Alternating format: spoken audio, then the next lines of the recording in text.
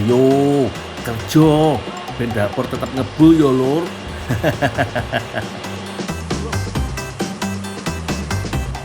Ini jadi hari pertamaku kerja di pabrik es tertua di Sukabumi, Jawa Barat. Makanya aku belum dikasih seragam ke karyawan lain lur. Ya wis, tak fokus kerja dulu ya lur.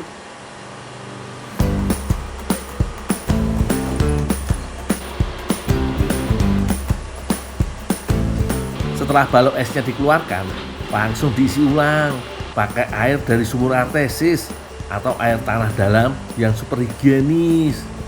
Beda sama pabrik es lain yang biasanya pakai air sungai yo. Melalui pipa-pipa panjang iki, air disalurkan sekitar 130 meter dari dalam tanah. Jadi, wis pasti aman dikonsumsi. Kalau gak percaya, nih ada sertifikat yang menunjukkan aman untuk langsung diminum. Sebelum ditutup, kasih blowernya dulu yo. Fungsinya untuk apa ini di blower, ditiup? Bening, buat bening. Oh, supaya bening. Ya, dia bening. Jadi kalau nggak ditiup gitu, esnya nggak cuma putih, Yang enggak bening ini putih. nggak bening, tapi putih tengah gini. Ya. Oh.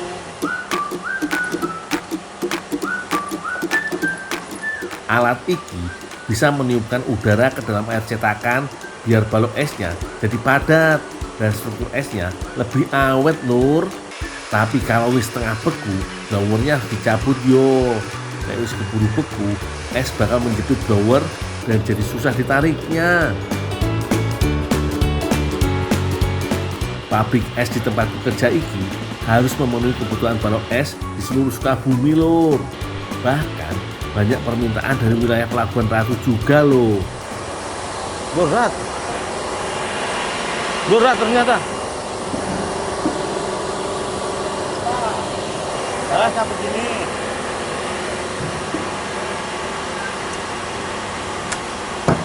Oh, di bawah. Maafin ya Pak, maklum masih anak baru nih. Kirain tenagaku yang loyo karena belum sarapan. Ternyata beneran berat lur. Satu balok esnya bisa sampai 50 kg. Menyusun balok esnya yo ada ilmunya loh. Gak boleh sembarangan. Kalau asal tumpuk, bisa-bisa di jalan malah hancur kena guncangan. Piye zamanmu lur.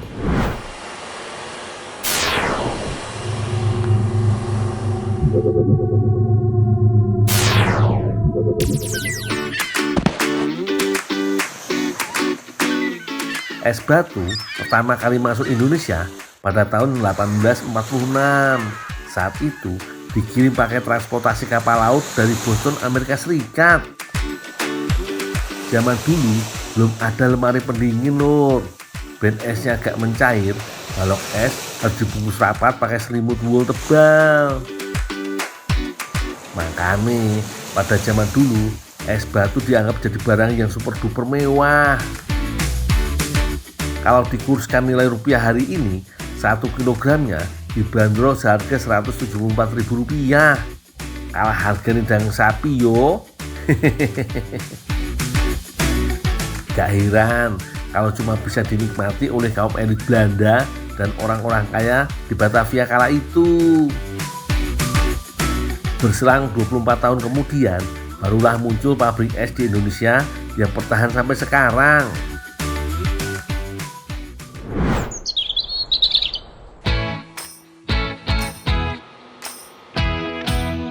Loh, itu kan Teh Ratu. Ngapain dia kesini yo? Pak, saya mau beli es batu, tapi nggak butuh yang gede, pengen yang kecil aja, bisa nggak? Oh ya, bisa langsung ambil aja ke dulu. Oh, langsung ke bedol. Ya, makasih Pak.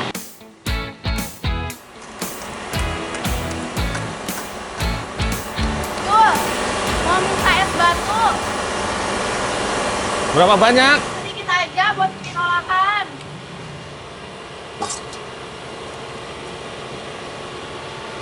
Segini cukup? Cukup dong. Emang mau dibuat apa teh? Biasa, mau bikin yang segar-segar dong. Tak bantuin kok enggak? Tapi kerjaanku belum beres teh. Nanti aku nyusul yo kalau selesai. Ya, bawa aja. Kasih dong. Ya.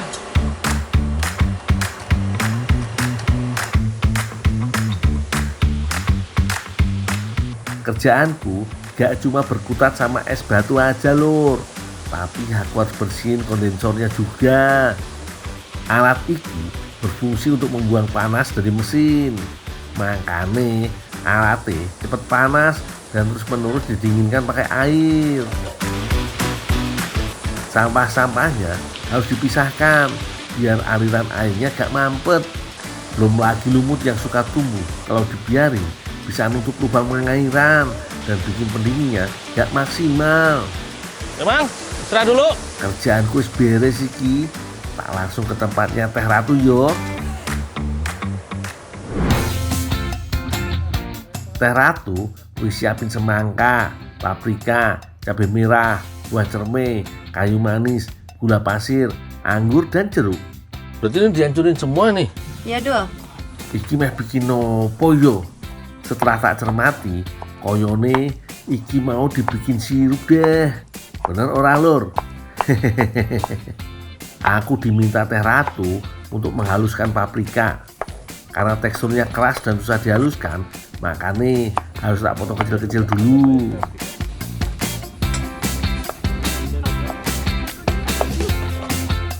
Katanya cabai merahnya juga harus diperlakukan yang sama biar gak ngiri dia.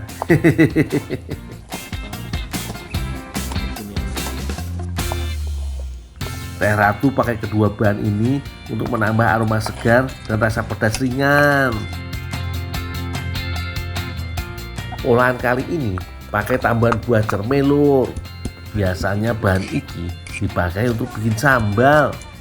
Yo 11-12 lah sama belimbing wuluh. Tapi beda nih, rasa asamnya cerme lebih tajam dan lebih segar. Sementara belimbing wuluh asamnya menusuk dengan aroma yang kencang banget. Lanjut, Teh Ratu lagi ngupas jeruk dan diambil daging buahnya aja. Dipotong kecil-kecil dan lebih gampang saat dimakan. Wah, kalau pakai anggur dijamin nampol banget iki. Tenang aja, kulitnya gak perlu dikupas, asal wis dicuci bersih yo lur. Teh, aku masak sirupnya dulu ya. Ya Dul.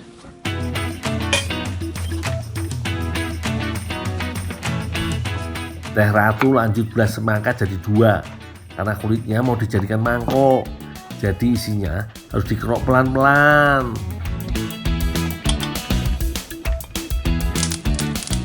Nah, saiki aku mau rebus air dan gulanya dulu.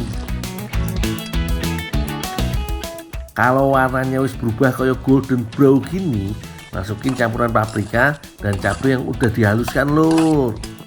Jangan lupa si seger cerme halusnya yo. Biar wanginya jadi double-double, aku tambahin kayu manis. Sambil nunggu sirupnya mateng, es batunya tak hancurin dulu yo lur. Kasian kalau Teh Ratu harus bersinggungan sama palu iki. Engko ndak tangannya kapalan yo.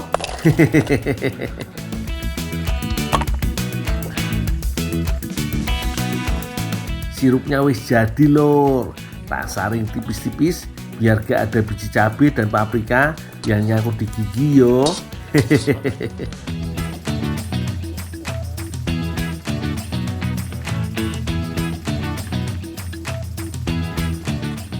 Udah beres Dul. Udah tuh Teh, udah jadi sirupnya. Oh iya, nggak apa-apa, sama aku aja dilanjutnya. Oh gitu Teh? Ya. Udah, aku tinggal dulu ya, Teh ya. Ya, makasih Dul.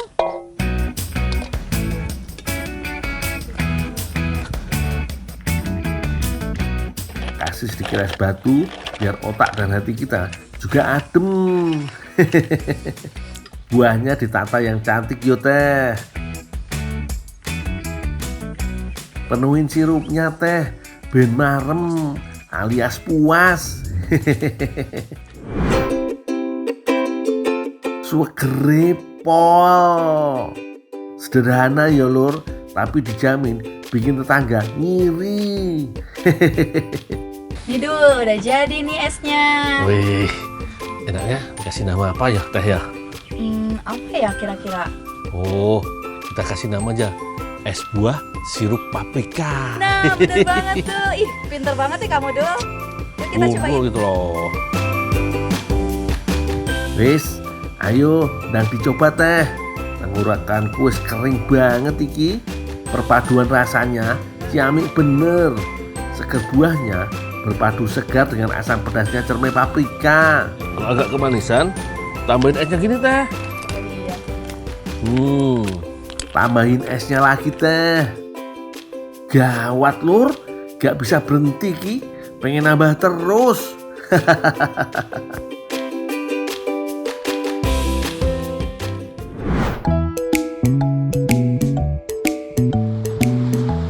Lur, kenalin, aku si Gundul, penjaga keamanan kolam ikan di sini. Aku kalau kerja pasti totalitas, Lur. Pokoknya selain pemilik dan pekerja, jangan harap bisa masuk wilayah sini.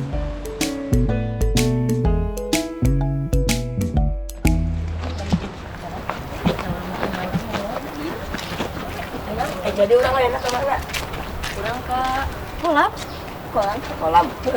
Orang minta lauk. Ya, ayo orang bakar-bakar lauk. Ayo, orang minta lauk kasih mama. Ayo, Mana? ayo, ayo orang ke kolam. Yuk.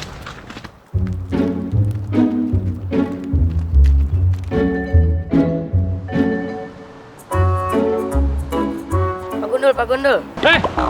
Anak-anak, mau kemana? Oh, minta ikan. Enggak. Nah kan, apa aku bilang, Lur? Kolam dipiara. Pasti ki, anak-anak sering banget iseng main ke kolam. Sana pergi.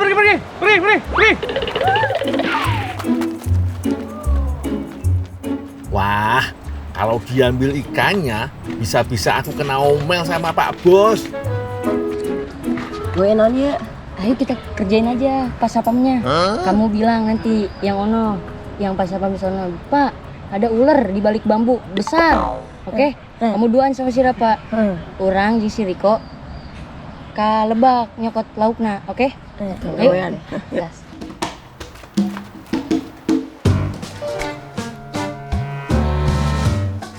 Lah dalah, masih aja kesini. Udah dibilang nggak boleh. Pak Gundul. Ada apa? Ada ular besar di balik pohon bambu. Wah, bahaya ini. Wah, nanti bisa gigit orang. Yuk, antar. Yuk.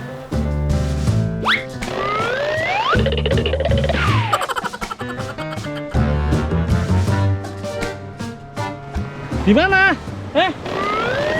Loh, nggak ada. Wah, ini nggak beres ini mesti. Dikerjain anak-anak nih. Oh, jangan-jangan nih anak-anak punya tipu muslihat. Bawa saya jauh dari kolam, yang lain jaring ikan nih.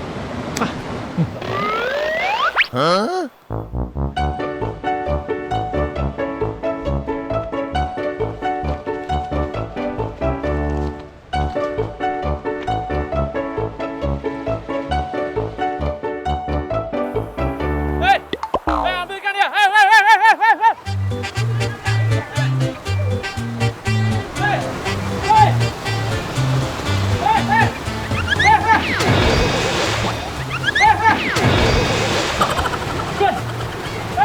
Walah, Lur, bandelnya anak-anak nih.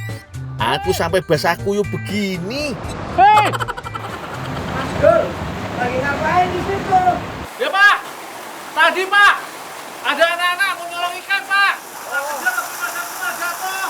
Ya kebetulan saya mau panen, udah bantuin sekalian saya panen ya. Ya Pak, ini panen semua apa yang besar-besar? Yang besar aja, nanti buat Mas Dul dibakar sana. Oh iya Pak, yang besar ya. Duh, Lur, piye iki?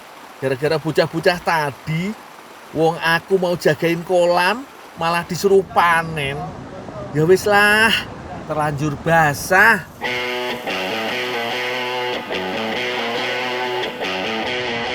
Oh iya, Lur, kolam ikan ini bukan kolam ikan biasa, Lur. Pokoknya spesial. Lihat aja airnya, kudu deras. Nah, tak kasih tahu ya lur, budidaya ikan air deras ternyata populer di kalangan peternak ikan loh. Katanya sih air deras bikin pertumbuhan ikan jadi lebih cepat. Kualitas airnya juga jadi lebih bagus lur. Saking sehatnya jiwa raga nih ikan, alhasil ukurannya jumbo-jumbo.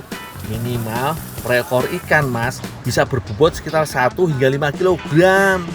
Makanya ikan-ikan ini dijuluki ikan mas babon. Selain ukurannya yang extra large, kualitas ikan di sini juga lebih baik dibandingkan dengan ikan mas yang hidup di kolam biasa. Tuh, ikannya aktif-aktif ya bun. Lur. Mas Gundul yang besar ini buat Mas Gundul aja ya. Buat saya, Pak? Iya. Yang besar? Ya. Makasih, Pak ya. Ya.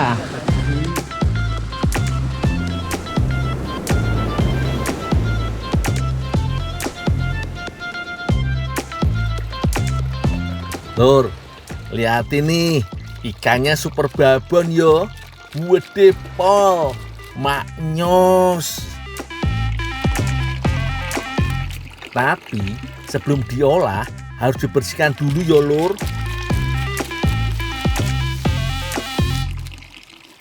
Oh iya, ikan ini mau diolah jadi kudapan lur. Namanya sago. Itu loh lur, makanan penutup dari Hong Kong yang sempat viral. Karena mau dijadikan campuran adonan, maka harus dipotong kecil-kecil agar bisa cepat kering lur.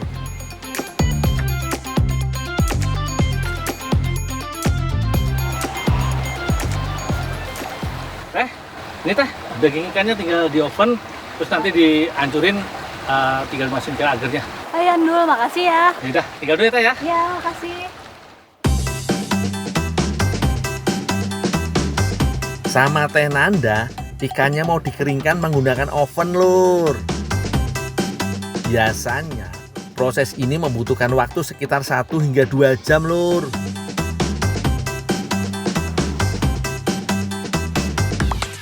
Prosesnya lama karena harus menggunakan api kecil agar ikan kering sempurna. Tapi gak gosong loh ya.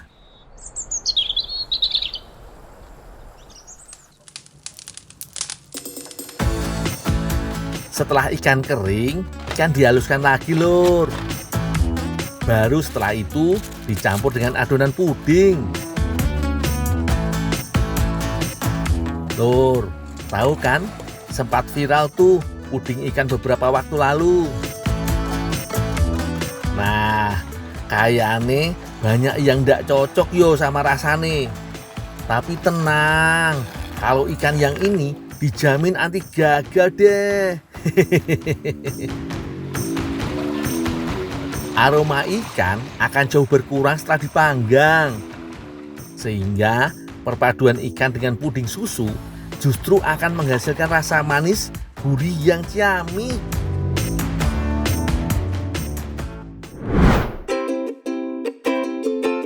Lur, iki yang namanya sago ikan mas babon. Tuh lihat tampilannya, cantik ya. Apalagi ditambah dengan kuah santan susu yang segar. Pasti cocok banget iki buat dinikmati di jam-jam segini. Pak, Kang, dicicipin nih. Ayo, makan, puding sago ikan mas. Ya.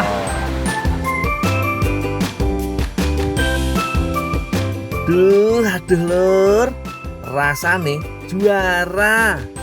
Aroma amis ikannya betul-betul tidak tercium loh.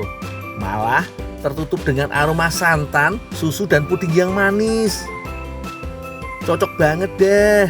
Dan pastinya khasiat ikan mas babonnya juga dapat kita nikmati toh.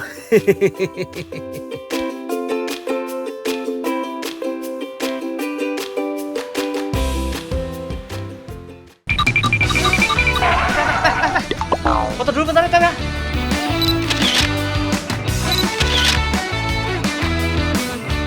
Ini teh cantik.